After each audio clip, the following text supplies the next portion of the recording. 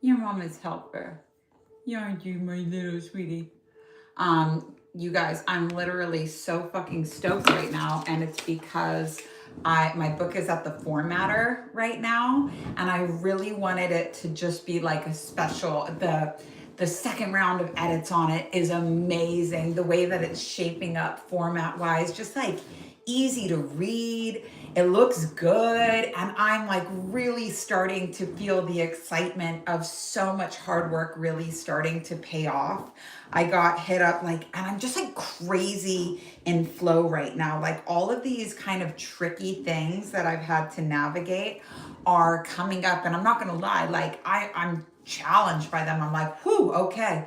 I'm having to get really clear about my to-do list and get my husband to support me and be like, okay, Dad, like I'm feeling really overwhelmed right now. Here's what I need to get done. Here's what part of it needs to be done today. Here's how much time I expect it'll take. This is what I have to do. I'm leaning on my team super hard. I'm so grateful for the restructuring that we did in Ritual because it wasn't really clear in Ritual. I was super pregnant. I had a baby during Ritual. That's usually where I get my vision and game plan for like the whole year.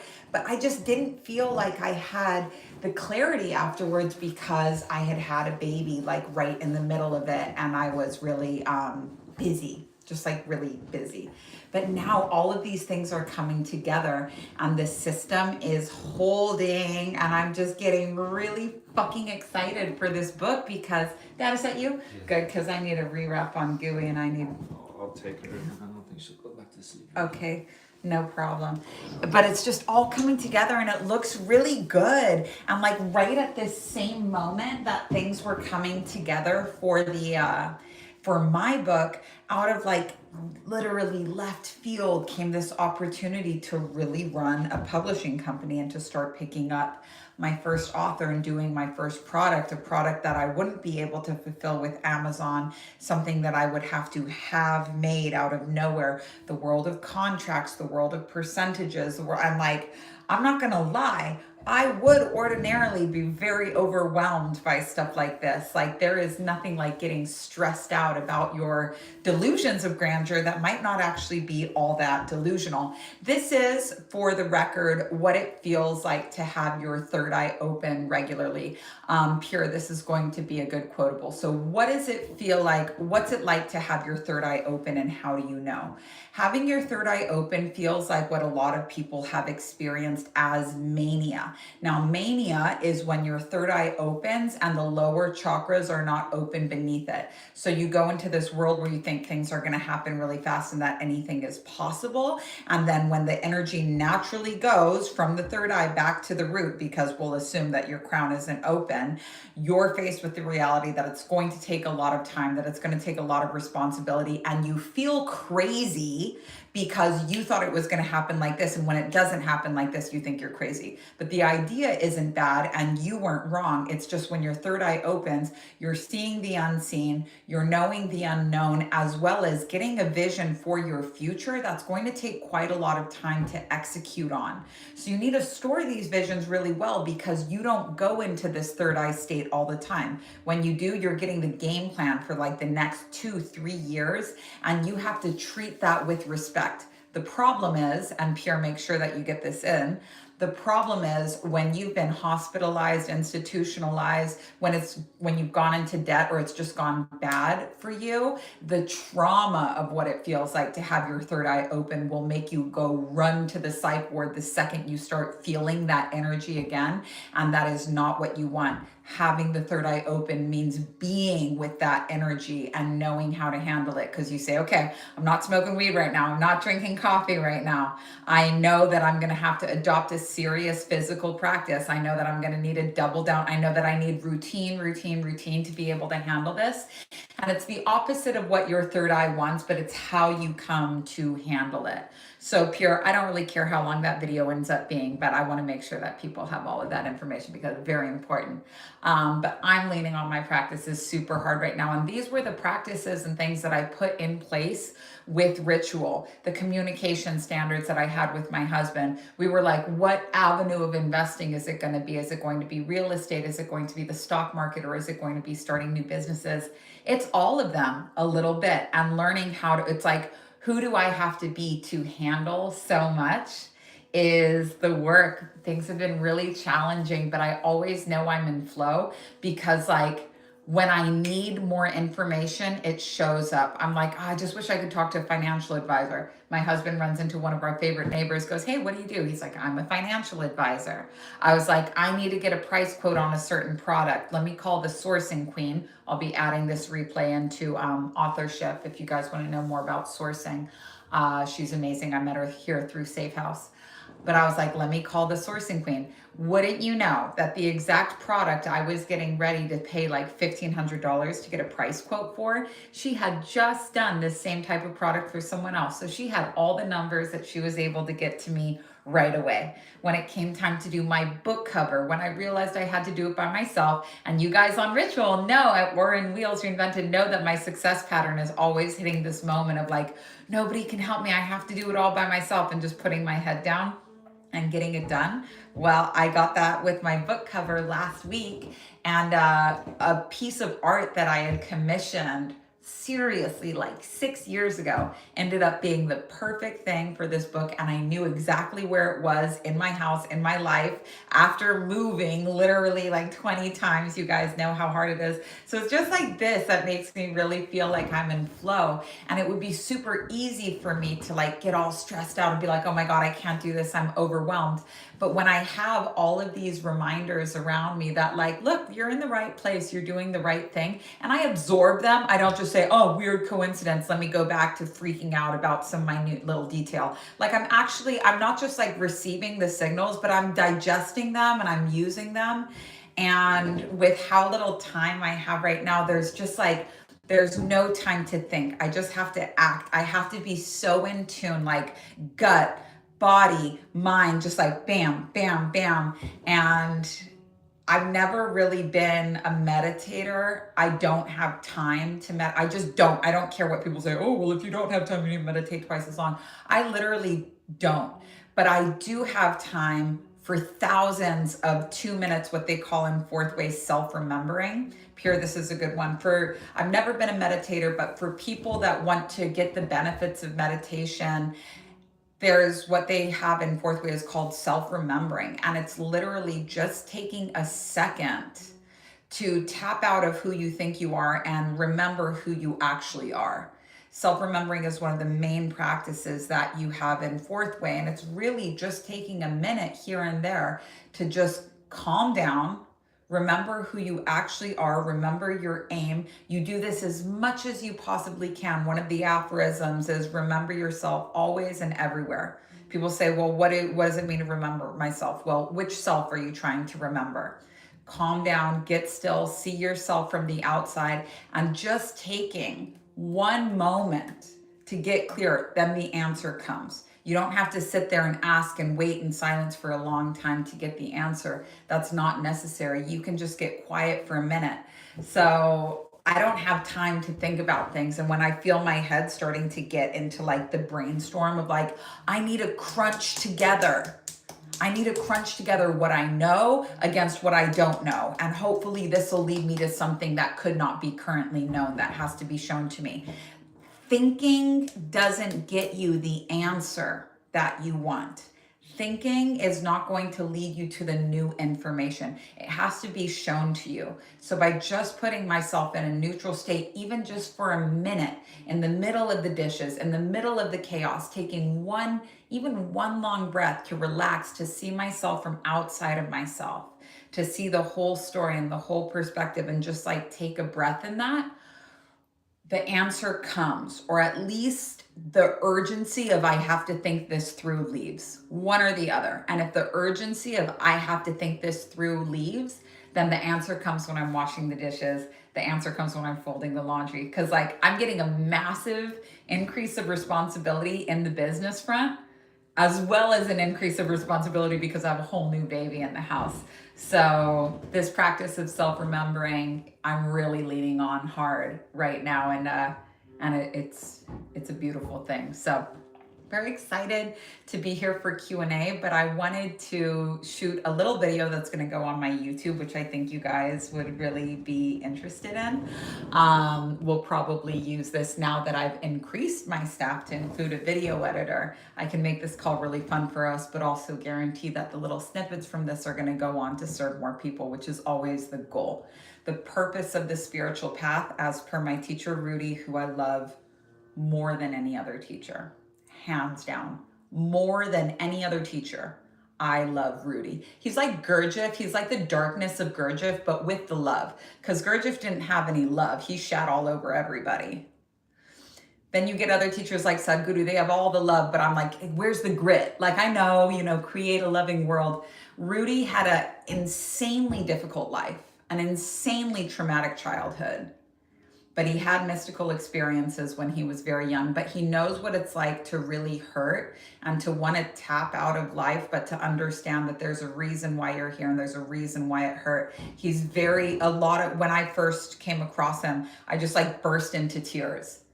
I'm not a crier. People don't have this impact on me. This is not somebody that I met in person. He came into my life by a really strange situation. The house I was in love with, which is why we moved to New York, was next to his ashram in Big Indian, New York. Like, it was very serendipitous. We didn't end up getting that house, but I did end up finding out about this teacher. And this is a teacher that like absolutely changed my life. Rudi really taught me what it means to be a teacher as a job. He helped me to understand that this wasn't something I was going to be tapping into and tapping out of, but like, if this is my career, it comes with a certain degree of responsibility, and it also comes with a scope of practice. When I can help, when I cannot, learning how to say no to people, because that's really essential as a teacher. When you're just beginning, you're like the fucking Statue of Liberty. Bring me all, you're fucking tired, you're worn, you're delulu. Bring them to me, shit all over me. I have endless capacity for all of this. Rudi's like, you have capacity for the people that you can help.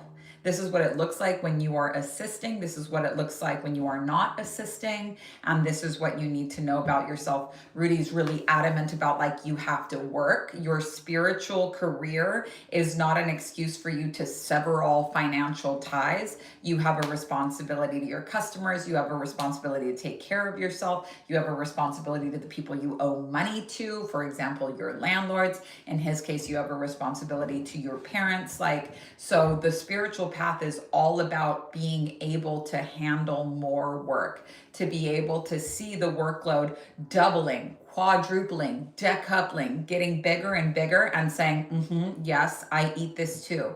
Who do I have to be to handle more? Who do I need to be to handle more? What do I need to bring in? Do I need to fast? Do I need to run? Do I need to meditate? Do I need to stop meditating? Do I need to eat more?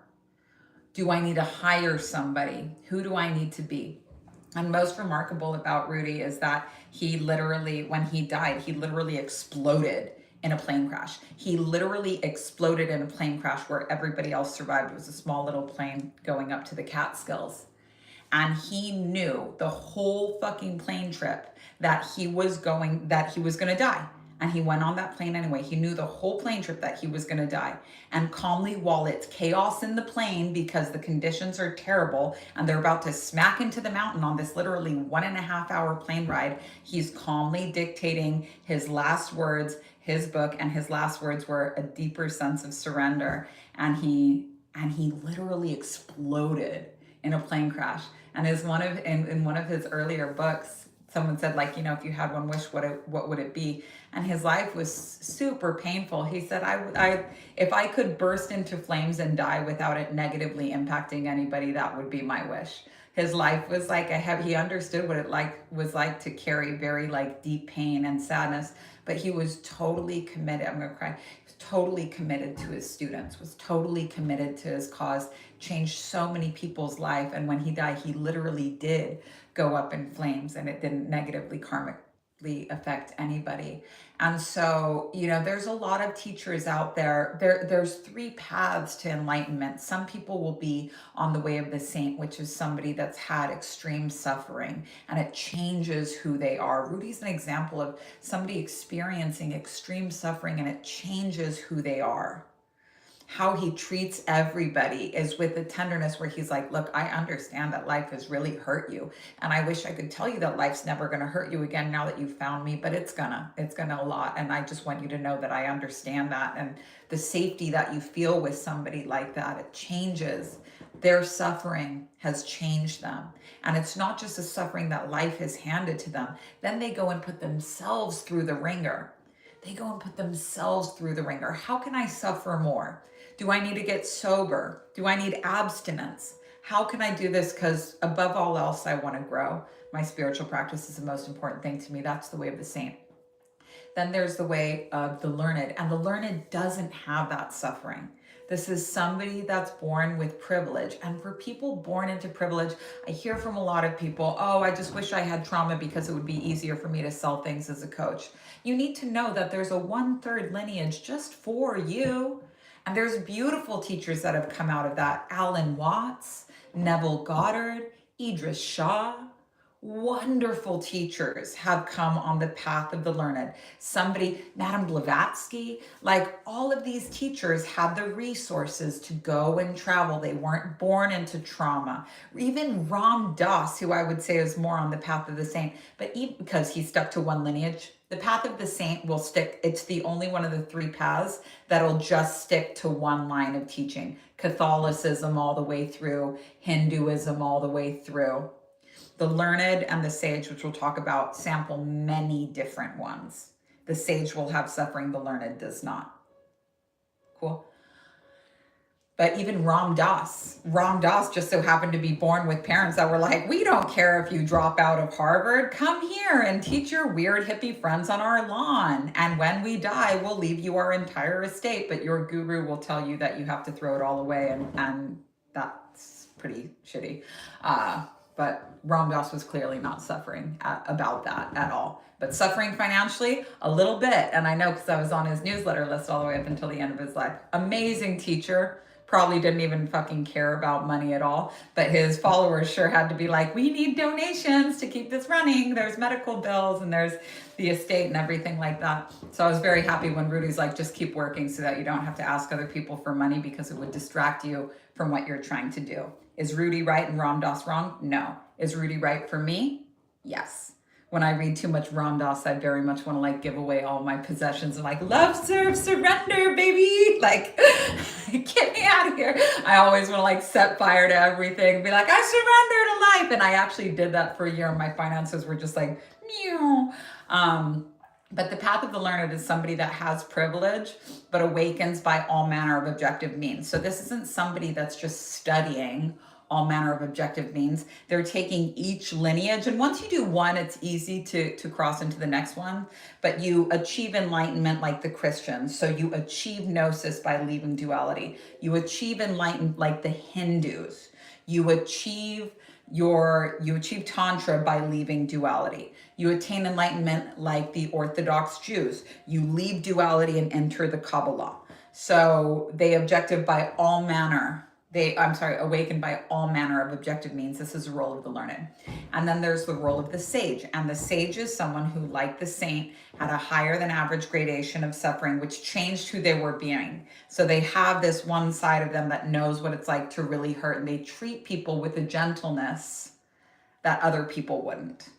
But then they awaken by all manner of objective means. So they're not ever just teaching Hinduism. They're not ever just teaching Gurdjieff. They're teaching a variety. They're contrasting and comparing from all of the different practices. So there's a place for everybody. But if you want one of these places, you got to work really, really hard. Not just in the suffering, external and internal department, but also you have to want to awaken more than anything else. Like you have to want that shit more than anything else. And a lot of people don't want to do that. The biggest block to awakening is believing that you're already there. Just believing that you're already there because you have maybe 100 people in your life that have told you you're good energy and you're like, another stellar performance,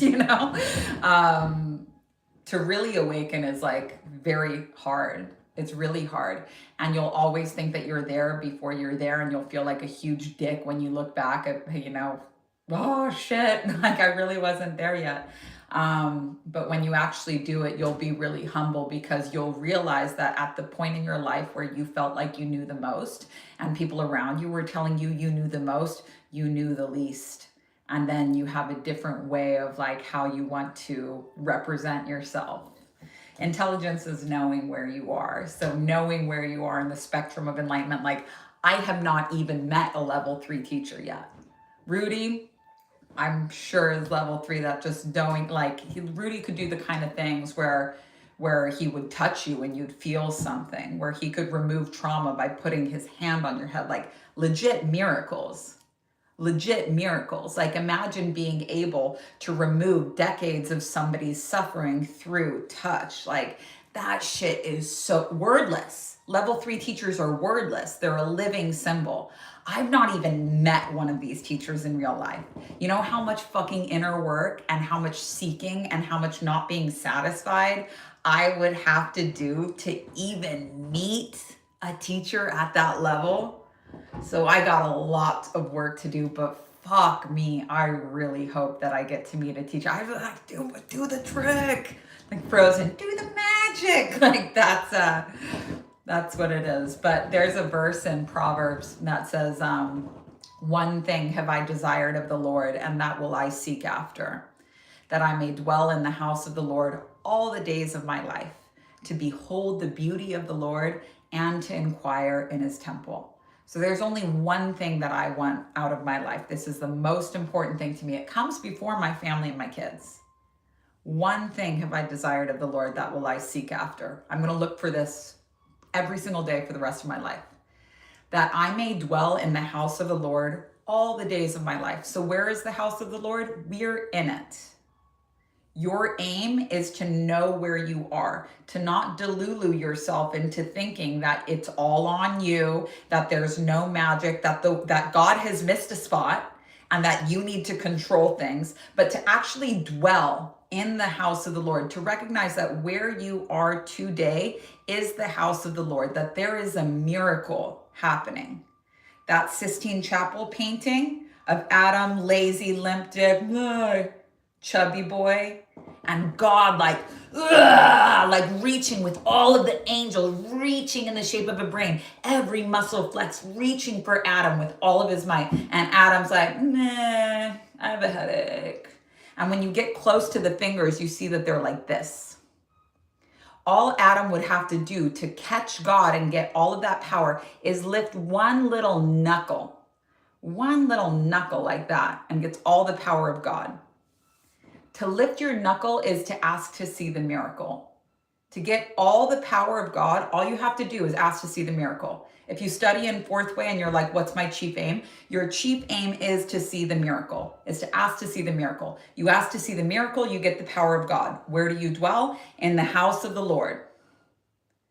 All the days of your life that you ask to see the miracle, it's there.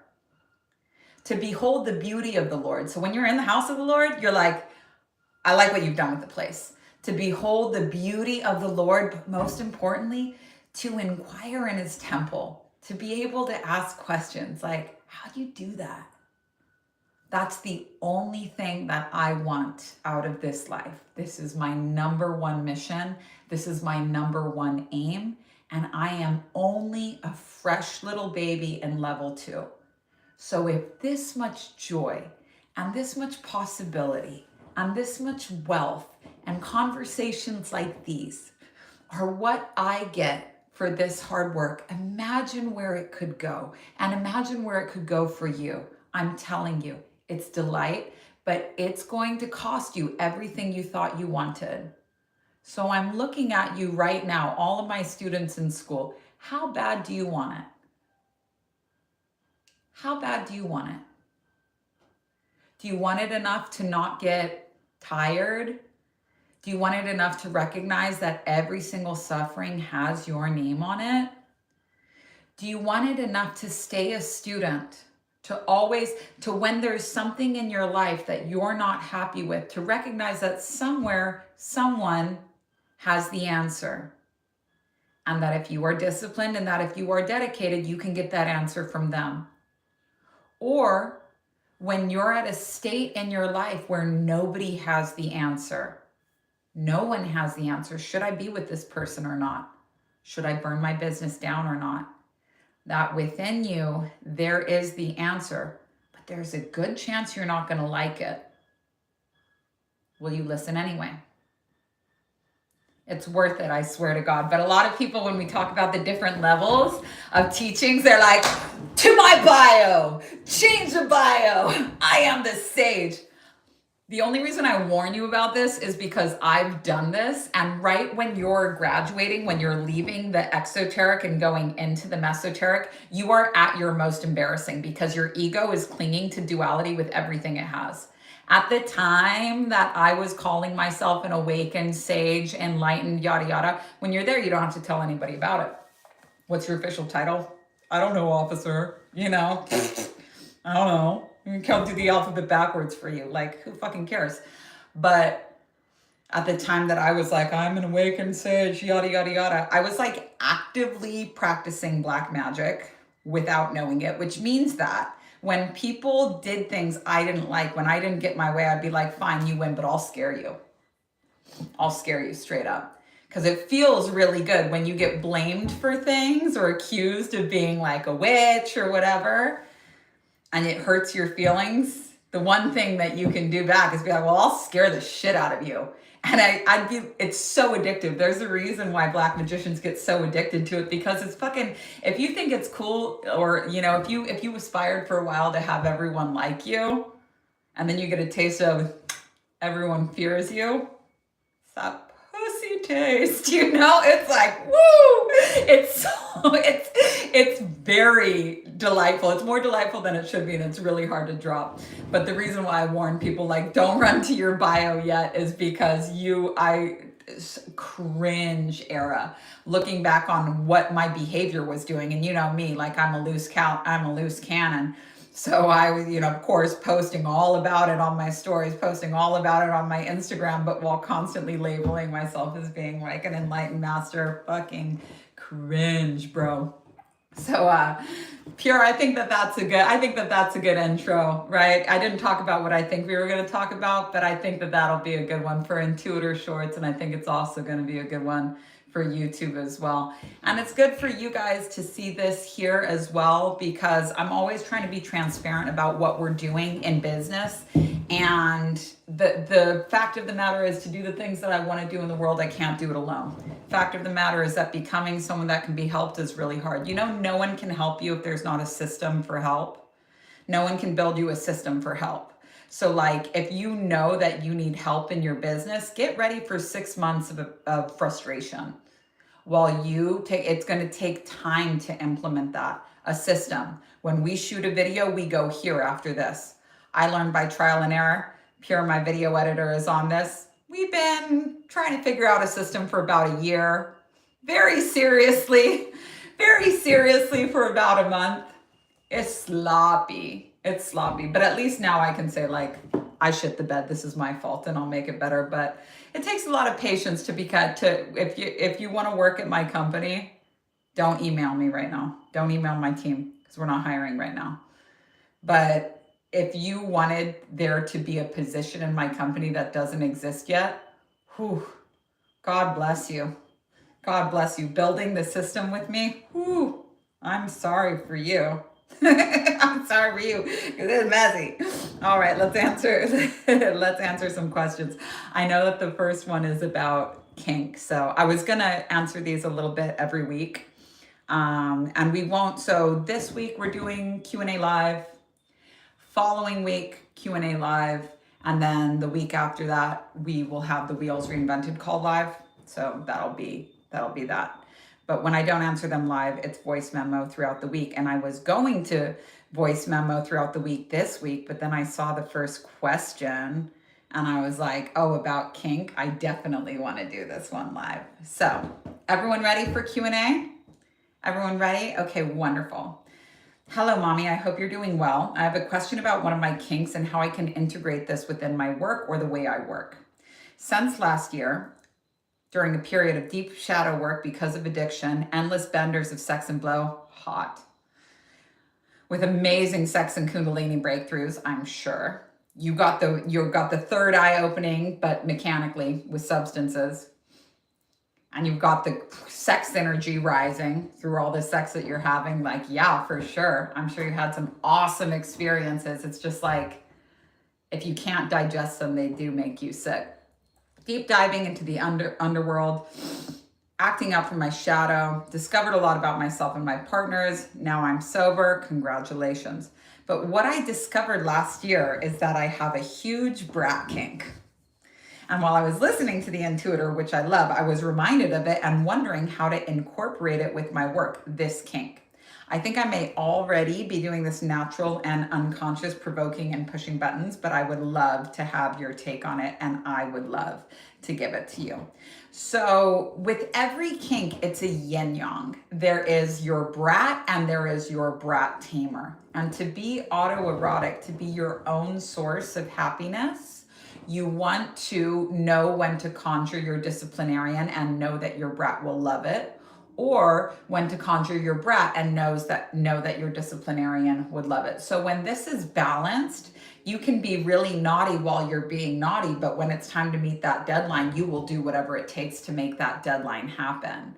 And you'll love pushing up against the boundaries, being like, I know I'm supposed to be writing right now, but I'm playing full on hooky while I hit next episode on my TV. And you're reveling in it. You're like, ooh, the work is going to be hard. I'm only going to have 6 hours to complete this. I'm going to be up until 3 a.m. But when it's time to crack that whip and it's time to work nonstop until 3 a.m., you do love it. The pain is the reference for the pleasure. And so the thing is like understanding how these two things work within you is key, because no one, to an outsider's perspective, they're going to veer brat or they're going to veer disciplinarian, depending on who you're talking to, which is why you want to get autoerotic and not have to talk to somebody else about it. So for the brat kinks, if somebody's fluffing that pillow, they'll be like, no, do it when you're inspired. And for the disciplinarian, someone's like, listen up, cut all of the pleasure from your life because you are way too lazy. Don't just finish the book, start working out, eat better, do Kundalini yoga every day. Like, how strict can you be? But actually, for the person that has the brat kink and the disciplinarian kink. And this won't be forever once you allow yourself to express it fully. To express a kink fully is to express both sides of the yin yang. I'm dominant and submissive. I'm controlling and surrendering. I'm a brat and a brat tamer. When you express the whole kink, you get another one. You don't stay stuck in the kink forever. All kinks are ultimately an expression of control and surrender, just in different formats, whether you're the baby and the sugar daddy or whatever. So how you would incorporate this in your work, it's not necessarily your branding, it's not your message, but it's how you work. And this would look really chaotic to someone for the outside, but I'm going to give you this analogy. Van Halen was the first arena rock band that ever existed. Arena rock not being a genre, but being the type of music where the fans were so big that they would actually have to play in sports arenas. And Van Halen were notorious party animals, and also there was a lot that could go wrong playing shows in stadiums where there had never been shows before. There were accidents, there was all kinds of quality control stuff, and Van Halen went through so many tour managers because when they weren't struggling managing the band, they were really struggling managing the stadium. But they finally got one that stuck with them for so long, and it was such an achievement that he was interviewed in Playboy about his method. And they're like, how do you manage such a crazy band? And this is my recommendation for you when it comes to managing yourself. He said, I trust in Van Halen to be Van Halen. I trust that even if they can't do anything else, they can show up and play the show. That I don't care if they've been out doing blow all night, that I know when it's time for them to play that show, they'll show up. So I don't have to manage them the way that other people think they need to be managed.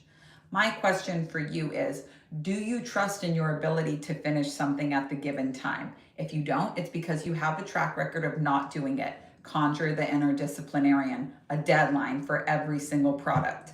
And you can push up against that boundary as much as you want because you get a kink out of it. But understand that you have a kink for a hard work too. So when that timer goes off and you are in the crunch zone, you can get emotional about it all you want, but you're going to do it emotional. You can do it crying, but you're gonna fucking do it. And you're going to learn to love fucking doing it, because you wouldn't enjoy being a brat if you didn't want to get disciplined. The brat is seeking discipline, and the brat tamer likes it when somebody tries them because it gives them tension to work with. So it's not going to show up on your social media subtly, maybe, or if you're talking about it directly, but what this really looks like is what your work ethic looks like. So thank you for your question. I do love any questions on kink. I'm really looking forward to when we're going to launch out autoerotic and erotic wealth, and we might launch them separately. I just want to look at you guys at school right now. Who here would be doing erotic wealth with the partner that they're committed to?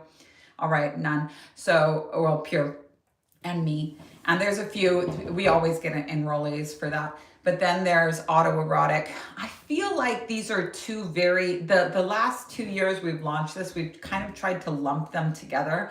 But I feel like the conversation for autoerotic is very different than it is for erotic wealth. And what's held me back in the past is like, I don't know if I can talk about sex and sexuality for 6 weeks straight, 3 weeks for auto, 3 weeks for classic. But I think that maybe I can, because the world of kink is just fucking fascinating to me. I love it. I absolutely love it. It never stops giving. And I feel like there is a lot that what the industry is really missing. It's kind of like heroin, because it's like junkies can talk about heroin freely only with other junkies. But when you get two junkies together talking about heroin, they just end up using.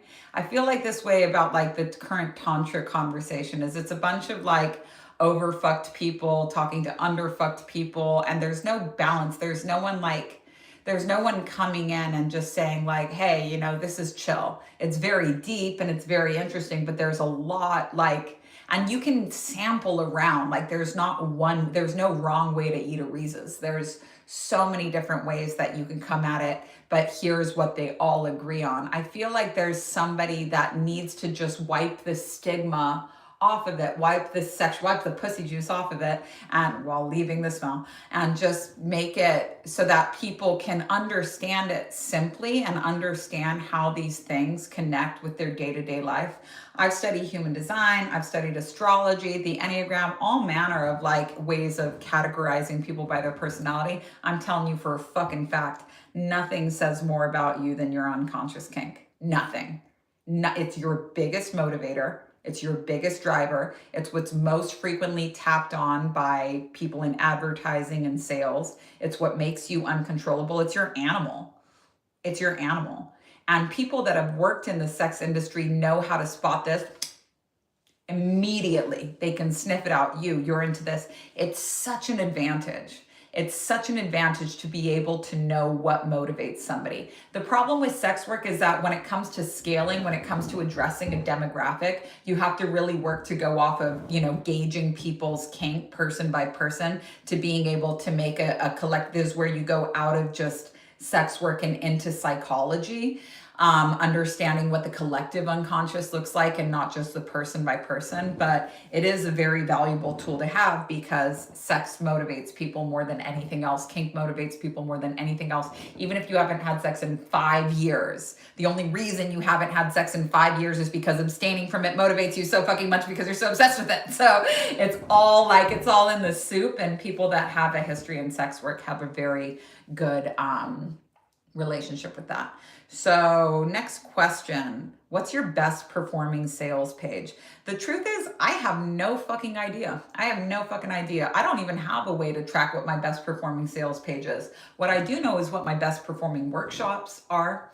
What I do know is when I ask people at the end of a launch why they didn't buy, when things have come back time or money, or when things have come back that they weren't clear about what it was. If they weren't clear about what it was, then I know that it was an issue with my sales page and I go in and fix that. I'm always improving it. I never think that anything's stuck. With every refresh of a workshop, AKA every time I launch it, I go in and I do better on my webpage. I go in and I do better on my emails. Does that mean I'm rewriting everything? No. But it means that what seemed like crystal clear clarity to me in 2024, I'm like, this can improve a lot in 2025. And I ask people, I ask people what's up with it. I ask people why they didn't buy. And if they're saying time or money, I'm like, cool, no problem. That's a good performing sales page. But if they say anything else, and a lot of times they've said other things, don't assume, ask. Um, that's when I know that something needs to change with me.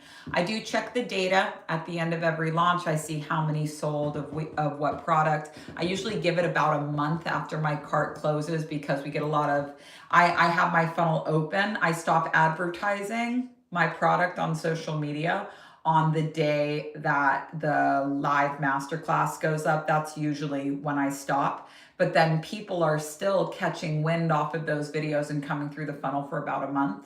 I can tell you that my best performing workshops are the Ritual and Wheels Reinvented. Wheels Reinvented is now moving into book form, and I might slash the price on the teacher training. I might slash it to $400. I'm not sure because it's not going to be live, and I might want it to be more accessible. The contrast between a $28 book and a $900 teacher training might be too vast for me. I might lower the price a little bit, but within 2 years, erotic and autoerotic wealth are going to be my best-selling workshops, like by a long shot. So just data. A lot of people ask me questions, basically every question about business.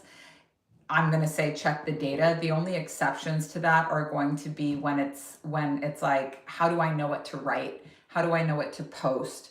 How do I know if this business is still a fit for me or not? And then we just go with like, how does it feel? And sometimes, you know, a little structure, writing prompts or whatever. Cool. But yeah, I actually have no idea. I keep all of my business pages very simple. When it comes to a lead magnet page, and I've checked a lot of homework and fuck lists already, when it comes to a lead magnet page, like where people go to sign up for your thing, keep it super fucking simple. One sentence of what you're going to get from getting this product and an email sign up. The simpler, the better. If it can be just email, no first name, no last name, great. This is a really long question. Oh wait, no, it's not. Just somebody else responded to you. Hi, Onami. You said that only God knows what you want. This is why I like to divinate with cards, but sometimes I doubt if spirit is working with me through the cards. If I'm tuned in, how do I know? What are the conditions necessary to divinate? Thank you. So one of the reasons that I don't do cards anymore is because I don't want to know. I like whatever is going to happen. Like I embrace it. I don't have a hard time not getting what I want. And no matter, I got so much mentorship around tarot cards. I've had 2 different tarot teachers teaching me one-on-one how to read the cards better. I have a tarot card tattoo. I have the 6 of Swords, which is a card that literally followed me around for like 3 months when I refused to break up with my boyfriend. And I didn't know what it meant until afterwards. I was like, oh, and that was kind of my problem with tarot, is no matter how much info I got on it, I never knew until it was too late. So I'm like, it's never helped anything. And it was all just kind of, I'm talking about me, not you, but it's all just coming from my desire to like control. And so God knows what you truly want. I've made a lot of wrong turns with tarot. And it's like, why take the middleman? I get it if it's fun, if it's just a part of your routine. But honestly, if you have time for like a fucking 90-minute breath work, followed by taroting, followed by your artist pages, and then saging your house, like, bro, don't you have fucking work to do? Don't you got work to do? You know, what's the deal? You sitting around here fucking rubbing essential oils on yourself? Like, don't you have work to do? It doesn't take 90 minutes to get your to-do list for the day. Close your eyes, remember yourself, say, what am I going to do today to meet my goals? Or sit down quietly, say, what do I most need to know today to do what I want to do? And fucking make it happen. I swear to God, you're not going to find the meaning of your life in tarot cards. You're not going to find the purpose of your life doing artist pages. Like, it's all a nice practice, but don't you got fucking work to do? Get to work.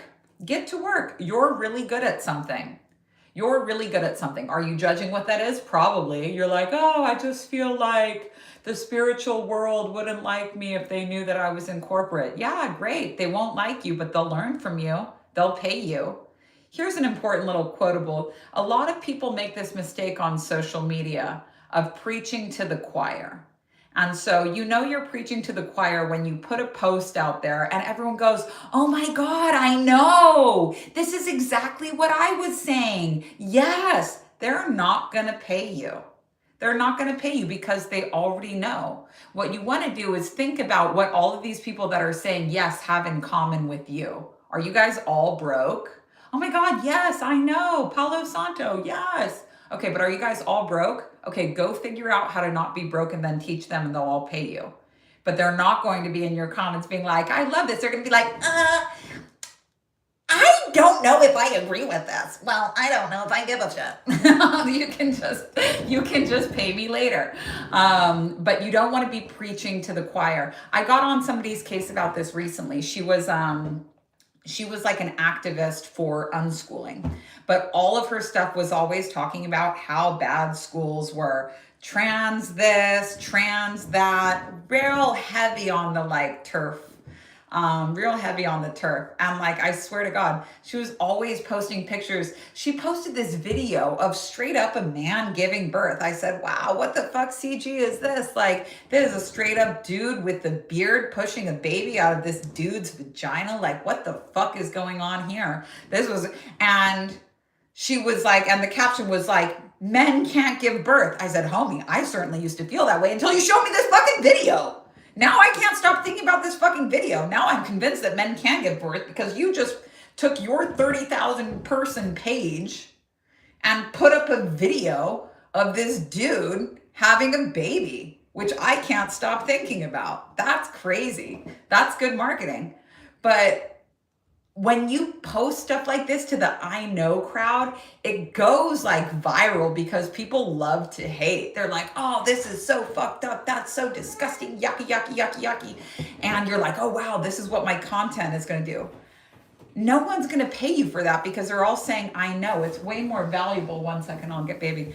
It's way more valuable to teach people what it is that you're for than just going on and on and on about what you're against. So what are you for? Are you for unschooling? Okay, how do you unschool? Teach me how to do that. You're not going to get 150,000 views of a bunch of angry white ladies going, I know. But you are going to get 1,500 views and 500 of those people will probably pay you. So what's getting attention on your page is not always the right thing. How do you know? If people are saying, I know, in the comments versus you blew my mind with this. That's what you want. Ooh, my magic thumb. Can I get carpal tunnel in just one thumb only? Right now our app has this thing. Saraswati, maybe you can contact Passion about this. It should be one touch voice memo, like you press the microphone one time and it records without you having to but it doesn't. If you do the one touch microphone thing, they say microphone disconnected and you end up losing that whole voice memo. Maybe we could just tell them that there's a voice memo glitch. They'll be like, can you send us a screenshot of what this thing looks like? You'll be like, okay, try. How about a little boob for my friend? Magic, somebody had this question on here, but I don't know where it is. Saraswati will have Pure clip this, and you can give it in response. I forget what lady it was, but somebody wanted to know, what are you launching? What are you going to launch? She didn't say that it's related to music. She didn't say that it's related to anything else. She just said, what is Magic going to launch? You can get in the frame if you want. What am I going to launch? Yeah, what are you going to launch? I don't know. I don't know what I'm going to launch. Well, why don't you talk about some of the projects that we have at large right now? Some of the things we're looking at. There's three things coming our way. First one's Costa Rica. That's always been on the back burner. But maybe building a house, maybe buying one. We need to go there and figure out what the next step there is. So that's cool. That's exciting. So this would be launching real estate investments. Yeah, that'd be real estate. It would be investment home, second home. And then the next one, there's something to do with sauna. I've always wanted to do a bathhouse, but I don't know to what extent. There's friends of mine that are great carpenters are wanting to start building saunas. So there's something there. Again, I need the next step to the next piece to come my way, and it hasn't yet. And then the third one would be investments. A friend of ours is a financial advisor. We just had a meeting with him the other night. So we're taking in all these pieces. We got 3 things on the stove on sort of simmer and seeing what's next. And I guess it doesn't necessarily need to be one or the other and mix the 2. It could be a little bit of all 3. I don't know. So it's exciting to see what the next piece is going to be, and just staying open to that, just talking about it. You know, I went for a run the other day, and that led me to talking with one of my friends that's a carpenter about sauna culture, that whole lifestyle and everything, and just shooting around ideas about that. So we'll see. Cool. All right, let's do this next question. Hey, Mommy, regarding, okay. Chris Rainwaters, who is answering every single person's question in Q&A. How's that working out? The last 2 questions that I'm looking at, I see that you've answered them in detail. Like, how's it working out? I don't have any judgment about this. I'm just I see that this takes up quite a bit of your time, and I just want to know, how's this working out? So, hi, Mommy. Regarding I serve, I deserve, and faith in works, when it comes to money in particular, what about people who are born inheriting millions and are inheriting lifelong financial wealth? Did they serve and put in the work in a past life? Thank you. So it's not really useful to think about past lives for the most part. Like, it's a fun, cool little thing that you can do sometimes, but a lot of people just move responsibility around when it doesn't make sense for this life. They say, oh, maybe it's a past life. So here's what you're not seeing. I have coached these people that grew up inheriting millions, and they're fucking miserable. Now, a lot of times, the mantle of family millions doesn't come for free. It comes with, and you need to be a part of the family business. Go watch Nora. That's a good example of somebody whose millions come with the mantle of the family business. A lot of people have no interest whatsoever in being a part of the family business, and they have to do it anyways. A lot of times there's some really fucked up shit going on in the family, and they have to inherit that. A lot of times the urge to succeed and do better and be a part of the succession, watch the show Succession if you're not aware of this, is absolutely embedded in their lifestyle. Now, they are serving, and they start serving their family at a very young age. It is super fucking rare, and I'm talking Ram Dass rare, when somebody in their family, that's got millions of dollars at their disposal, is just given carte blanche to do whatever the fuck they want in their life. A lot of times they have people to report to, family to report to, or they're exiled from their family. And even if you think, oh, it's no big deal, Dash Snow is a good example of this. You say, oh, Dash Snow, the artist. You say, oh, like, great for them. They say, oh, fuck my family. I'm going to take my millions and go and do something else with it. They all end up addicted to heroin, miserable, feeling like a disappointment, feeling like they failed their family, and they're not happy. So when they get the $1 million and they're doing great things with it, they are serving. It's just not in the way that you think maybe they should be. And this is where we go from the exoteric to the mesoteric. Just because somebody isn't serving in the way you think they should doesn't mean that they're not serving, and it doesn't mean that they're not deserving. To everybody shaking their fist at Elon Musk, just because he's not serving in the way that you would serve doesn't mean that he's not serving. He's serving in the way that he feels is best. So now it comes down to you. What service do you think is best, and how are you doing that? How are you actually doing that? Don't sit there shaking your fist from the couch. If I had this money, this is what I'd be doing with it. Go make that money. Go make that money. You hate Elon Musk? Read his book. Find out how he got Elon Musk money so that you can make Elon Musk money and spend it however the fuck you want. And that's what I got to say about that. I think that my shirt is too tight, and that it makes my boobs too crazy for Tyga because she's not really nursing in this. So I'm going to have you answer this question. Don't say her name, but do me a favor. Please get close to the camera. I'm going to change my shirt and come right back. You're going to answer this question, but make sure you voice memo the response and say it to people. I'll be back in a second. I just have to go from my matching business outfit to a mismatched business outfit. Okay, so when I'm answering, I just hold down the microphone? Uh-huh. Okay, all right. Hi, Onami. How do I trust that everything is happening for my success, not against? or should I even trust? Okay. All right. Let's see if I can figure out the. So, okay, hold it down.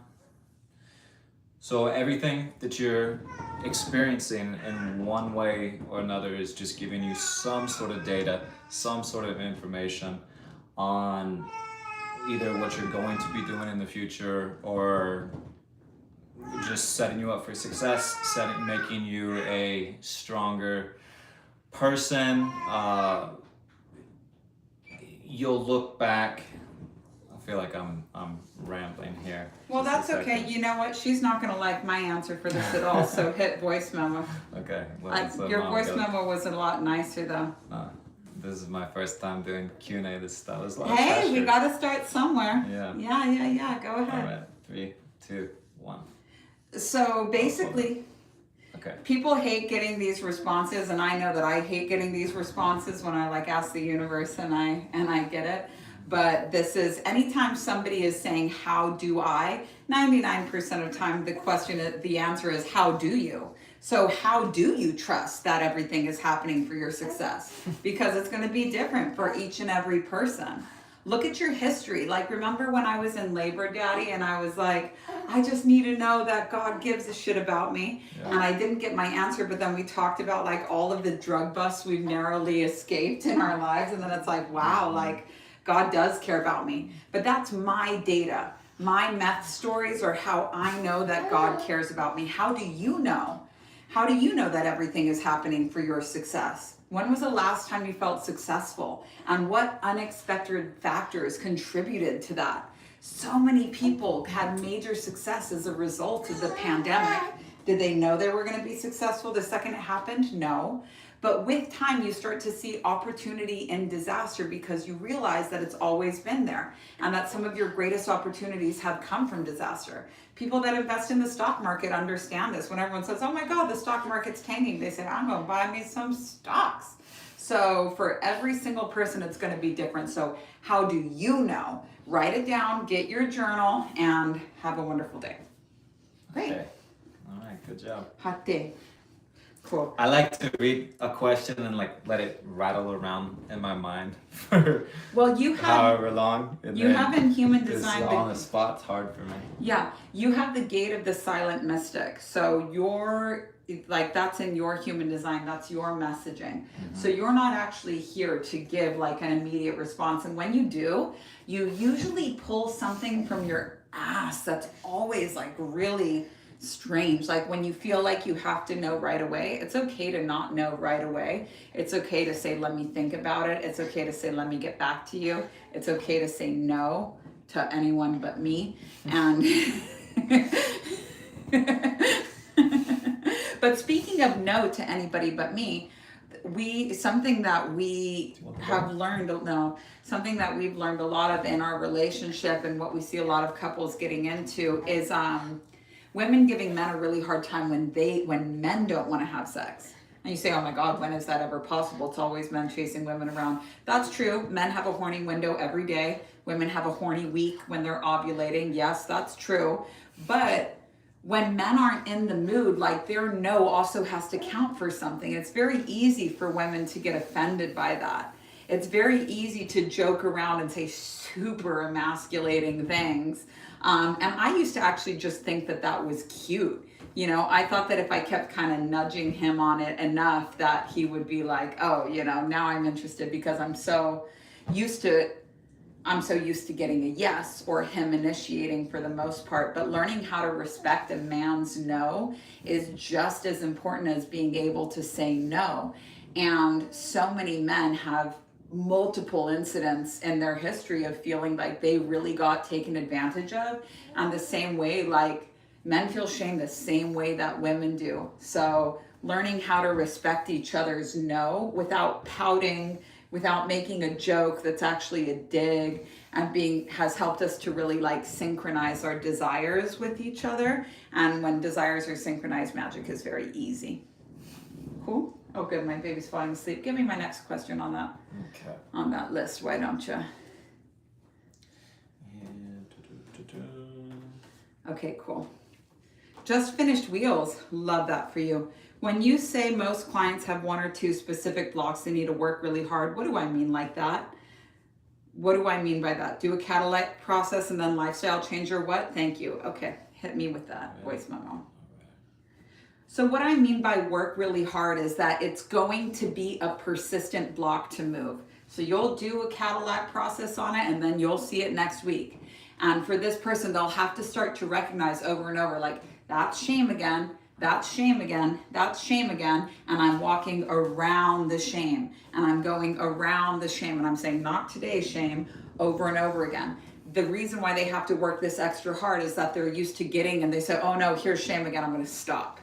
Oh no, here's shame again, I'm gonna stop. I'm gonna go back in my hole. I'm not gonna speak up. And they lose weeks every single time shame comes up. So working it extra hard means that sometimes it's gonna take somebody a year, and if I'm in a coaching container with them, I'm basically just calling it for them. That's shame again. What do we do when the shame comes up? Same thing I taught you how to do. That's what I mean by working it extra hard. Thank you.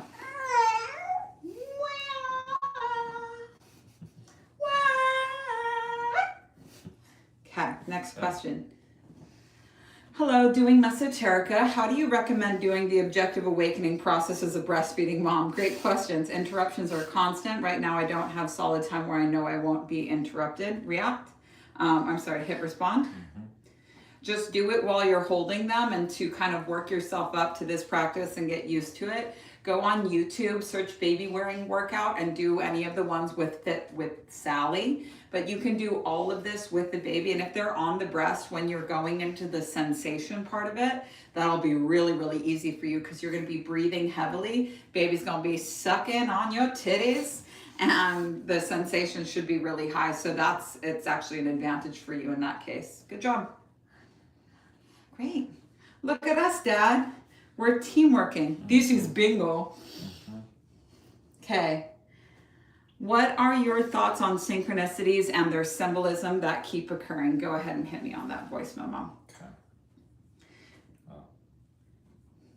So everybody has signs from the universe that are meaningful to them. If you don't have your sign system with the universe set up, you can just say, here are the signs I would like to receive. Some people like recurring numbers. Some people like, synchronicities. For me, I like the smell of laundry. Prince songs on the radio are always a big one, or the radio playing a song that I was exactly thinking about. I get down with the 11:11 a little bit. But really now for me, when it comes to synchronicities, like I was thinking about somebody and they appeared, I needed insight and it showed up, dormant faculties coming to my aid in a moment that I need it. Like, this is what it means for me. But as far as like, what do they mean? The greatest answer for this is Einstein's #1 questions. He says the only question that matters is, do you believe in a friendly universe or a hostile universe? So synchronicities, what does it mean? I don't know. The universe is friendly or hostile. What do you think? 11:11, what does it mean? Universe is friendly or hostile. What do you think? Everything, that's the only question that matters as per Einstein. But you can do, if you haven't set up your sign system with the universe, it's a fun little thing to do. Everyone has different ones. I usually have just made it things I love. And I love the smell of laundry in an unexpected place. I love getting, especially if it's with that like caca laundry soap that smells like grapes. Yeah. Okay, next. So Pure, I've been just kind of busy, so I haven't really been doing too many call outs, but like I said, you can just kind of pick the ones and recap them for me, and we'll take it from there. And like, what would be, especially if you're listening along, like, I don't know, but if you're here for the live calls, it might be easiest for you, just do it as you go. Yeah. Hi, Onami and team. I'm a manifesting generator. Of course, everything new and exciting, but I want to know how I will notice the difference between my success pattern of not having the energy for it because the timing is off, versus it being the manifesting generator trickery that is excitement for the new. So when it comes to your success pattern, it's something that's specific to you. So when you go back and you assess that success pattern and you say, it looked like this, but actually it was this, there's specific details, there's specific milestones around it that if you hit your journal and you talk about it, you'll see like, it looks like this, but actually it's like this. Like, for example, my success pattern, no one can help me, I have to do it all by myself. How do I know that that's my success pattern and not just me being unwilling to grow and scale and have people help me? It's a case-by-case basis, and I have to ask myself, how do I know if this is my success pattern or I'm just being resistant to help? And once it's taken me, time of recognizing the different, but honestly, I only ever get, when somebody can help me, it's very easy. When I'm hoping that somebody can help me for something I kind of know I'm too anal about anyways, or maybe too anal about right now, then I do usually end up having to do it all by myself. So I'd say that I have even more of a taste for the difference between my success pattern and like a toxic pattern. Like for example, I now know that I can be helped when it comes to making short form videos because I'm not like, oh my God, no one can speak on my social media except for me. But with my book cover, that was something I had a feeling that nobody could do for me, but I was like, I'm gonna try this anyways. And then I ended up just doing the whole thing myself, but he'll reformat it, and he's really cool. So that's what I know. All right. And then, okay. And then she says, I want to make content since 2016. I have heaps of old videos from my phone.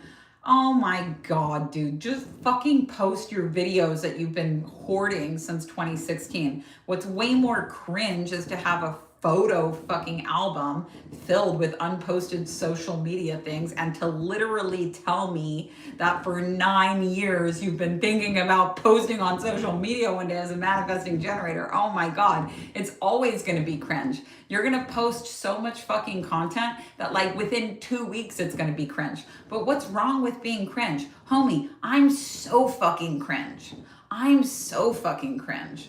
Like all the time. And I'm cool with that. I don't care. Projectors aren't cringe. I mean, when they are cringe, it happens after like 7 years. They're like, man, that was cringe. Everybody's got cringe. But for generators, like you're going to feel cringe like literally like 3 weeks after you post something. And you know what's great about that is if someone tries to counsel you, they'll be like, well, you said, bitch, I said a lot. I've said a lot. I've said a lot of things. Who fucking knows what I've said? Shit. I've said so many things. I've probably offended every kind of person, including myself, multiple times. Anything. I'm cringe like 3 weeks after I post something. So do it anyways, but Jesus Christ. And just so you know, you're a manifesting generator. So stop digging in the back of your fucking photo reels for things because you've got so much new content. Plenty more where that came from, but like, for the love of God, don't you dare say one more time to yourself or anyone else, for 9 years I've been thinking about posting on social media one day, because like we are past that. Let's catch up. That's so funny. Ooh, man. That's so funny. There's a lot of videos that don't make, I wouldn't say that they don't make the cut. It's just, sometimes I just make more videos than I can even post. Hey Mama, what's your favorite Osho book if you have one? Man, this is such a good question, but I think that Tantra, the Supreme Understanding, really encapsulates Osho the best. Like if you were to only read one Osho book, I would say Tantra, the Complete Understanding, because that's like what he's about. And you don't have to go full Book of Secrets. Osho's really easy to read because he didn't write his books. They were just transcriptions of his course, of his seminars and stuff that were then put into book form. So it's really easy to read because it's kind of just like being talked to. And also Osho speaks very slow. So reading, you can get through it a bit faster. One of my favorite things, it was like an Osho short, but an Osho short was like, 13 minutes long for something that you could have probably listened to at like 10x speed. And some random person is like, my beard's going to be as long as this guy's when this video's done. That's very Osho coded. Another nice way to spend time with Osho is his Zen tarot deck, because it comes with a booklet that's really good. It's a lesson a day. It's a nice way of like familiarizing yourself with Zen. I am really a purist when it comes to divination with tarot cards, and I don't really fuck with it so much anymore. To me, the symbolism of the Rider-Waite tarot is like iconic. And so it's not something that for me is open to reinterpretation, but I've had some different decks. The Osho deck is all good news. So you'll never get a bad card on the Osho deck because it's Zen, you know, it's all good in some way. The Barbara Walker tarot deck is all bad news. It's all bad news. You'll never have a happy day with your Barbara Walker tarot. Everything is like so fucking so miserable. And then the Rider-Waite is just like in the middle. But it's a nice way to familiarize yourself with Osho, especially if you have a hard time finishing books. So that's my Osho. All right, you guys. Let's do our next one here. How can someone know if they're a channel or not? Everyone is a channel. It's just that some channels are dirty. So even the muddiest water is clear when still. Anybody can channel. Anyone can relax their personality and channel. Everybody has that ability. So how do you know if you're a channel or not? You are. But if you're a channel, your job is to stay clear. And a lot of people are like, wow, weed makes me so clear. It doesn't. Alcohol makes me so clear. It doesn't. Coffee makes me so clear, and I'm a diehard coffee drinker. It doesn't. Clarity is clarity. So if you're, to save yourself a lot of embarrassment, if you want to channel professionally, I would never channel if I had like anything in my system. And if you're selling channeled readings for $120 or something, where you have to do quite a lot of them to meet your overhead, then you might just have to live in total sobriety. And that's by no means a punishment, but you'll be pretty embarrassed if you're doing channel readings and you're like super stoned, because it can get really interesting.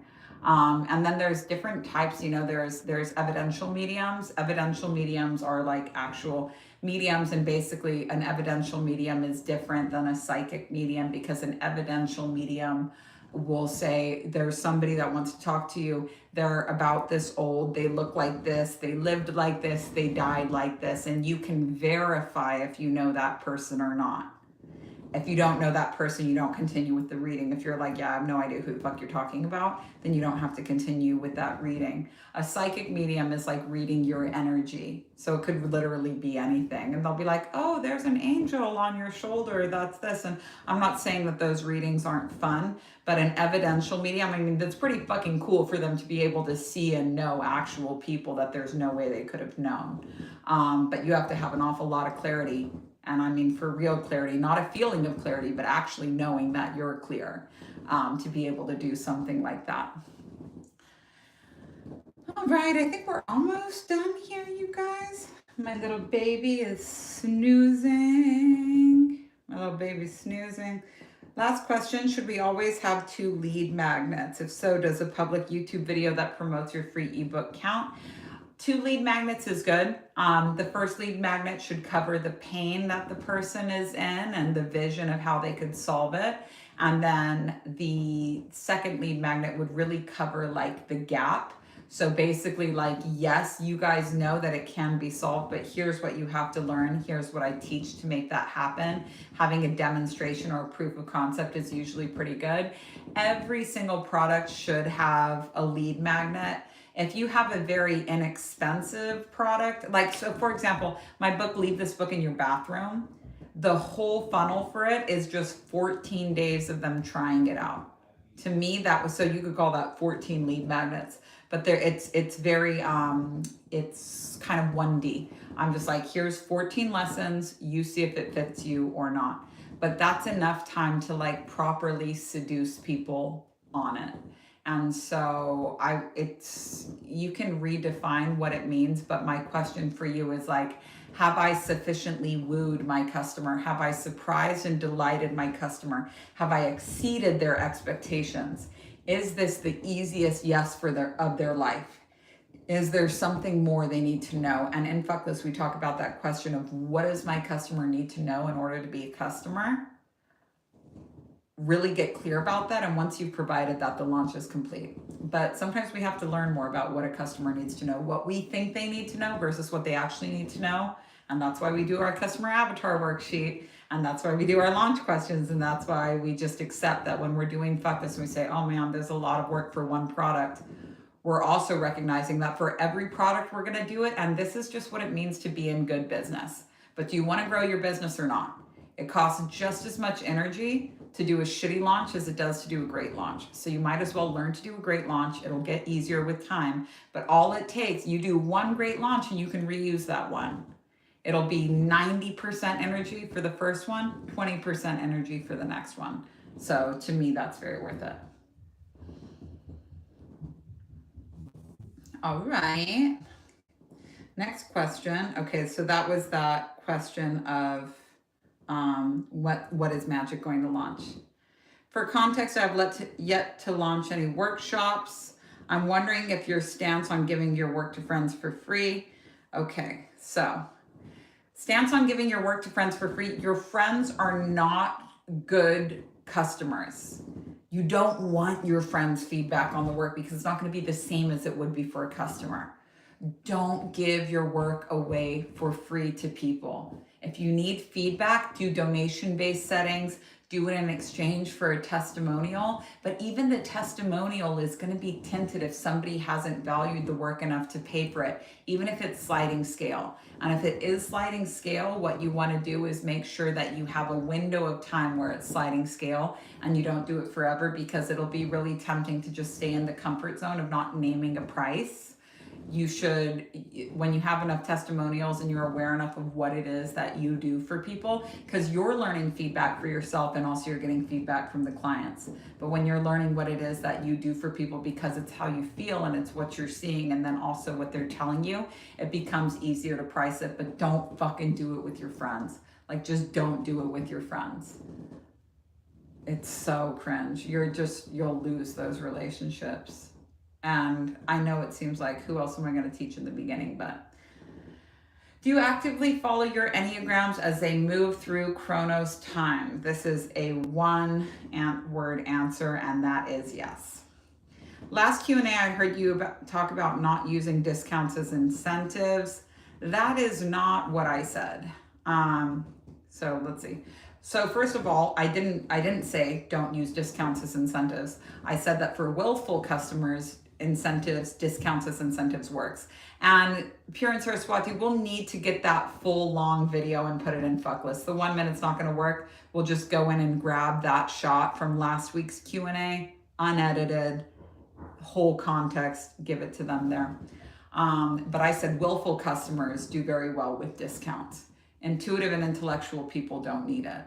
For one-on-one clients, don't need it. So that's what it was actually said, but that's fine. I'm feeling more and more called to move away from that. I want people to join when they're a yes and not because of a fear of having to pay more. I love to hear your process with this. For me, I'm Walmart, baby. I'm everyday low prices. Nothing's ever on sale at Walmart, but it's cheap every single day. I have for real pricing with the universe. This is what it is, not this is what it is on Black Friday, but like this is what it is. $200 a month is as cheap as I can go for the service that I offer, and that just is what it is. You can also look at examples of other brands that don't do discounts. Casper mattresses, for example, is a good one. But how for real are you with your pricing? Now, it also just depends on your customer. So if you have a reactive customer, it's okay to have a reactive customer. It's okay to have a willful customer. It's okay to have a customer that's looking for somebody to solve all their problems. This is what everybody's first draft of business looks like. Those people respond to scarcity. But if you have somebody that understands that there's no overnight money, understands that nobody is coming to save them, then there's a really good chance that your audience has shifted, that they used to respond to discounts, but now as a result of your teaching, they've grown up. They know that there's not overnight successes. Therefore, somebody encouraging them to make overnight decisions is probably not going to be a fit for them. You can do good launches and be for real about your pricing. The only times we've used discounts in my business recently is when we had like an evergreen funnel and we needed, so for example, an evergreen funnel, I launched Fuckless in July, but it's still picking up, I launched Fuckless in February, but it's still picking up customers in October. The language in the emails is saying, come on and get on this last live round, but in October, the live round is completed. sometimes in the past we've been like, here's $100 coupon code or something, where just for the week, just something to kind of nudge them over the finish line. But honestly, it's like never worked. And now that we understand that our customer is okay with waiting for the next round, we just let them wait. They can come into Safehouse if they want to do it right now. So instead of offering discounts, the language is like, yes, this is closed live, but come into Safehouse because you'll always get live attention there anyways. So just come in like that. So that's how we've changed it. All right. It's so, I love doing the live Q&A so much, and I'm like looking at the time right now and seeing that like everything is kind of like timing out perfectly. Like we'll be done here right at 12:30, and we did a 30-minute intro anyway.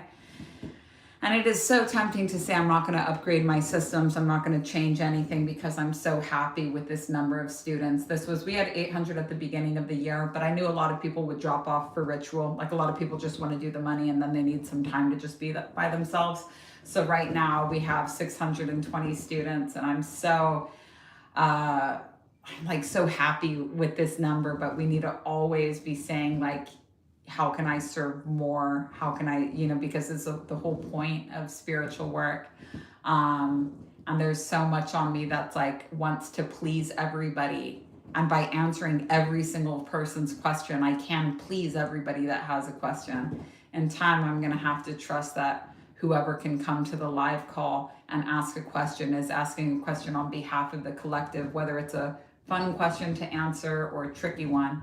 And it'll require a lot of growth in that way that I've been avoiding. But I have to say, like, I love having a variety of questions, and I love being able to answer all of the questions in an hour and really have fun on these live calls. And your next level always is going to cost you the level that you're at. New you costs you old you. And sometimes you really like old you, but just because you like old you doesn't mean that you should trade it in, and that you should like not go for the new you. Because sometimes, like earlier in my life, it was like I could just pick what was easy. And now sometimes I have to choose what's hard because I want something to be great. And I understand that good is the enemy of great. That if I cop out and choose easy, then I've copped out and chosen easy. And it's a case by case basis, and it's a hard transition when you're updating your level of consciousness. When you're going to a higher level of consciousness, what used to work isn't going to work anymore. And so you're like, but on a case by case basis, you have to say like, is this calling for old tools or new tools? And then with time, you start to realize that everything is in new tool territory. But that can take years sometimes of on a case by case basis being like, what does this call for? Old me or new me? And I'm definitely in that right now with my Q&A. I think we're going to have a lot of people come in for wheels, but I don't know. A lot of people that used to do the wheels workshop might choose the book. Like the last time I ran wheels, we did 160K in sales. We have super high margins in our business. So we were just like, bam, pay off our house. Like it was super cool. Now what used to be $900 is going down to a $28 price point. So this is a big rite of passage for me, because it's like, okay, would I rather have $160,000 of old money or maybe $12,000 of new money? And the correct answer for me is $12,000 of new money. I would rather have new money than old money, because the old money required a time exchange, and the old money involves teaching the teaching that I'm well past now and ready to pass along while still seeing the value in it. $12,000 potentially of new money. Now I'm an author. Now I'm a representative for self-publishing. Now I have a publishing house. Now I have more bandwidth. Now I completed my spiritual requirements of selling Wheels Reinvented for the year, because I have a spiritual requirement to do that. I have to do that. Only this time I was able to sell it, and it only took maybe 2 weeks of my time and very little energy. Whereas before it was probably the most energy consuming thing that I did all year. So it can be hard, especially when there's money involved, to say like, I'm going to choose the difficult and the new and the lower paycheck and the out of my comfort zone, but I'm doing all of this because it's what feels more like growing. And when I ask myself these questions a lot, like, and it's how I'm evaluating in my life now, like, do I do what's easy or do I do what's harder? It's like, well, which one requires more growth? And do I think that the universe wants me to grow in this way? And sometimes it's tricky. Like, I thought that maybe the universe wanted me to buy this huge retreat property that's right next to my house. It's like beautiful, but it was like literally set up to be a cult. And it needs basically the only way that it could operate, just simply because of the way it's got like fucking dorm rooms. The only way that it could operate would be like as an ashram. And I was like, I wonder if the universe is asking me to get over my fear of being a cult leader, embrace it, and run an ashram. In that situation, no. This is why I have core values in my business. I do not believe that good learning happens in a group. I do not believe that good learning happens in a packed classroom. I believe that everybody's got a different learning style and we're not here to just spit the same curriculum at everybody. I believe that offering to feed, clothe, and house your students is a terrible idea. I think it's a horrible business plan. So now I can see the struggling retreat center nearby and saying like, somebody's going to be totally right for that job, but it's not going to be me. And that was a really tricky one, because it's like, is the universe requiring me to go against something that I've always known to be true? Is it time to go against something that I've always known to be true? No. This is why establishing core values, which is something that we do in autoerotic and erotic wealth, is so important. And before I go in for my authorship call, heads up, you guys, the authorship call, which is the last Friday of this month, I'm onboarding a new author. I'm going to lay out all of her publishing options and let her know to what level of support I can support her on this journey, for $20 a month, for 10%, or for 50%. If you're interested in having me publish one of your books, it would be really useful, because I'm basically going to say like, you can DIY the whole thing. But before I can do something like that, I have to go back and revisit my core values for my publishing company. And I am so fucking happy that I wrote those down, because when you don't have core values, like, you're never going to have a sturdy business. Your core values are like the architecture of the business. It's the skeleton that holds everything else up. When you don't have a strong skeleton, when you don't have a strong base, like, you can create something fucking horrible. You can perpetuate the trauma that you wanted to wipe out from the world. You can be the single biggest perpetrator because you didn't clarify your core values, so anybody could hand them to you, or you're just making them up as you go. And I'm so happy that I clearly defined my core values before. Okay, let's rapid fire these things. Anami, oh yeah, see you later, Paula. I'm so excited. Yeah, thank you very much. I'm gonna send her a little. Hey, it's graduation time for one of our students. Congratulations. Congratulations. You put in so much fucking work during this year. I've truly never seen a student take what they learned and implement it so fast. The quality of your questions like just kept upgrading and upgrading. And I'm so excited. I feel like you know exactly what you're doing, know exactly where you're going. I love to see that. But it has been such a pleasure having you around. I hope that I can blow you away with erotic this year. But also, if you've just got a lot of momentum from developing sales funnels on Fuckless and stuff like this, it would be totally appropriate for you to just keep doing that for like a year and then take all of our data and grow it. Like, truthfully, with the rebrand of your business, you might be ready for that this year, but it might not be until next year. So don't let anything I say, my workshops always look good when I'm promoting them. They always look good in email, and every year you're like, this is the year for me. But truthfully, like, you might even have a better result with it if you wait until next year. So ignore anything I say in the email. Only you will know if it's right for you or not. But if it doesn't feel like the right time to hop on and do erotic because it's gonna be a lot of work, don't do it. It'll be just as good the next year, if not better. It was really nice having her as a student. For anyone running memberships, like, changing it, a school where people stay at forever is fucking bullshit. The teacher is not good. The point of a school is to graduate. So when we changed our mindset from how can we keep our customers forever to like how can we send our students along very quickly, that's the goal. Anyways, okay, so let me do these really fast. This is a super long question. It's human design thing.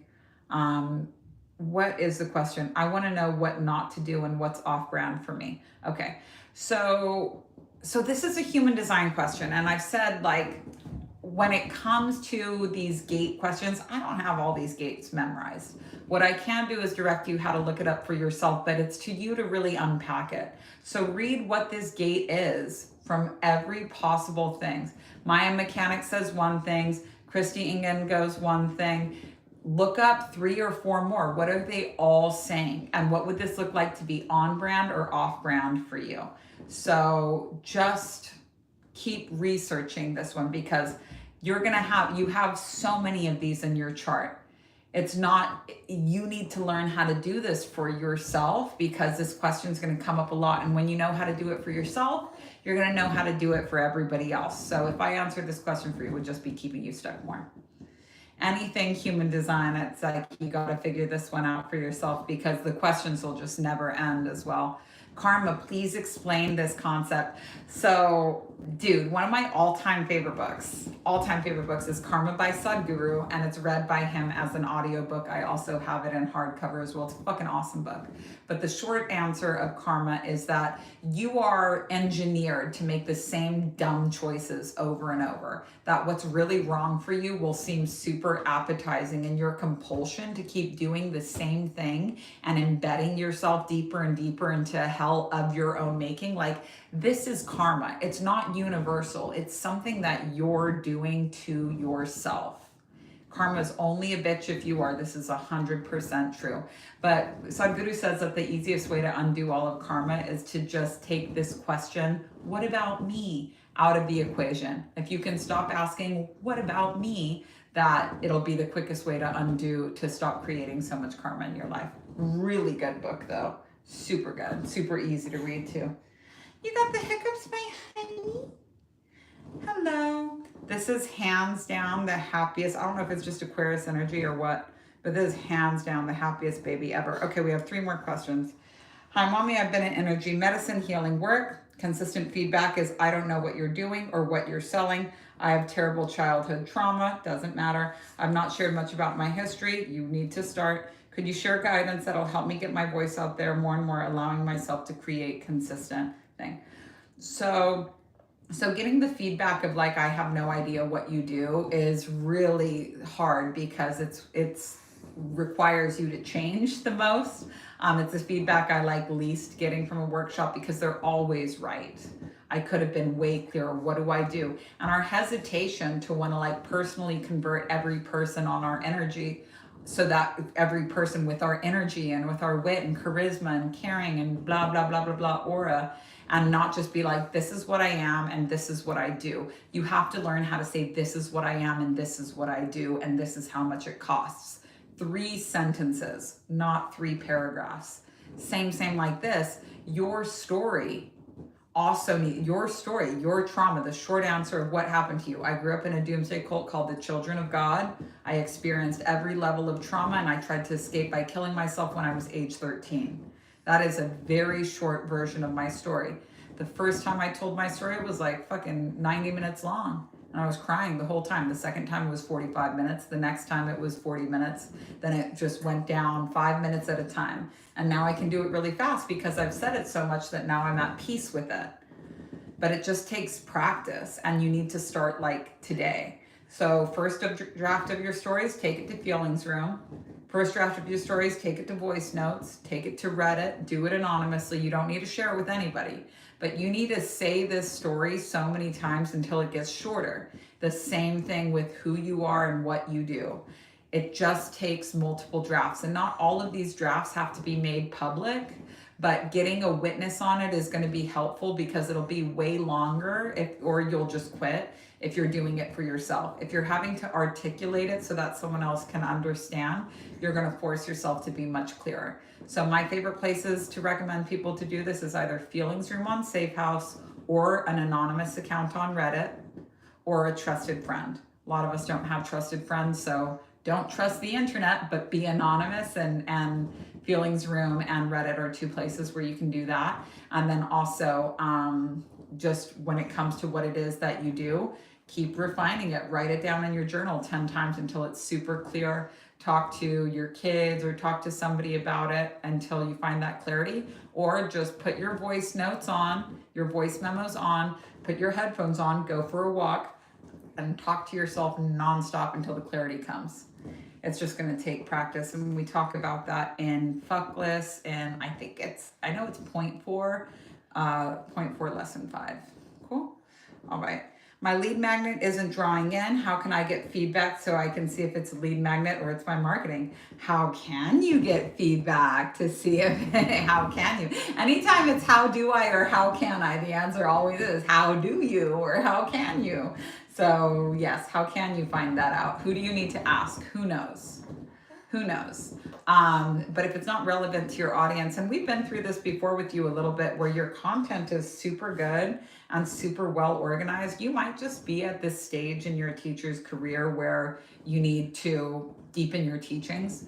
You need to hit the books for a while. You need to learn cooler things. Either that or you're in content jail. Sometimes these two things happen together simultaneously, where you think that you're being shadow banned, but actually your content just sucks.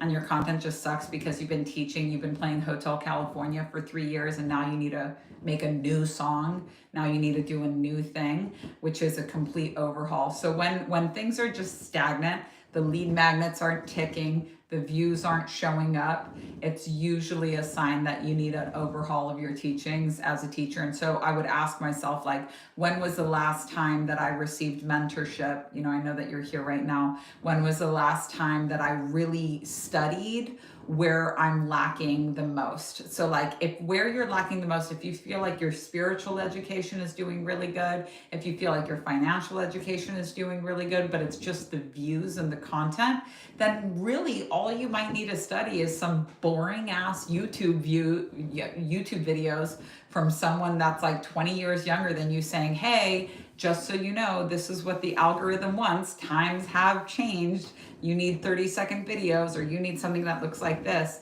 If you're thriving in all of the areas except for the views and stuff, you might need to learn a new trend. You might need to go on a new platform and learn a different style of content. You might need to force your creativity to go in different ways.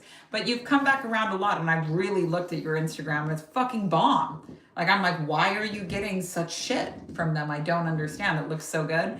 That's my best guess, is like, it's either time for an overhaul of your spiritual teachings. That means that from my work, you would do Mesoterica, Wheels Reinvented, School of Unified Spiritual Laws, Autoerotic when it comes out, the type of spiritual fare that I have, or going to another teacher. But if you feel like you're well sated when it comes to your spiritual education, your views just suck, then let's get you on a new platform, or let's learn about what your existing platform currently wants, or ideally both. That woman's content really is so good. Like, hi little baby, I'm gonna give you this, I'm not gonna give you this baby, I just wanna make sure that my boob is not out. Her content really is so good. If I'm thinking about the right person, is this you right here? No, that's not you. Not yet. I'm on my last question. I had 130 people sign up for my lead magnet. I sent emails during the free magnet that were good, informative storytelling. People responded and said they loved them. I sold 2 of my product. Fuck my life. I think that's actually not a bad conversion. I don't have my calculator up, but 1 to 2% conversion is considered good industry standard. If you were doing 5 or 10, it'd be like, oh my God, people were really hungry and waiting for this product. But could have been the price, but ask why people didn't buy. We go over this all. Point 8, lesson 9 of Fuckless is about asking, how to ask people why they didn't buy, how to look at the data, how to get more to really understand. Don't talk to a psychic, talk to your customer. But this is my question. How do you find out why people didn't buy? Always, always, always. So what I do is I email them, give them an incentive, say, I'll give you $50 to slap me.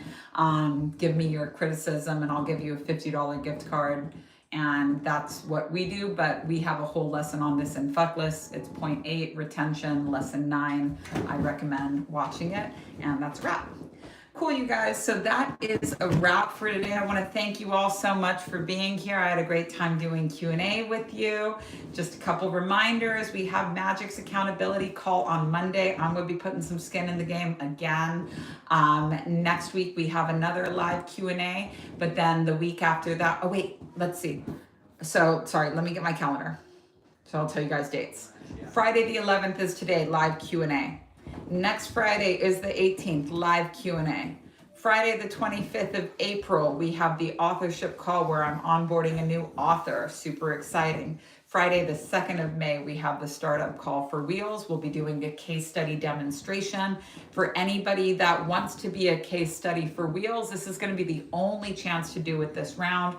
We might squeeze 2 or 3 case studies, but everything else is a pre-recorded case study call. I have to keep all of my energy for your homework checks and fuck lists, and all of my energy for autoerotic and erotic wealth that's launching in August, starts in September. So thank you guys so much for being here. I'm going to say good night to each and every one of you. Zoom, Hey, thank Ryan, you so much for Ryan being needs here. to say, Ryan wants to say something. Oh, Ryan wants to say something? Come here, tell everybody. No, Dad, I want to tell you something. Oh, okay. Well, then Is it 2 more minutes or is it 1? 2 more, but tell them about your cat. What's up with your cat? She just had the kittens. Oh, no way!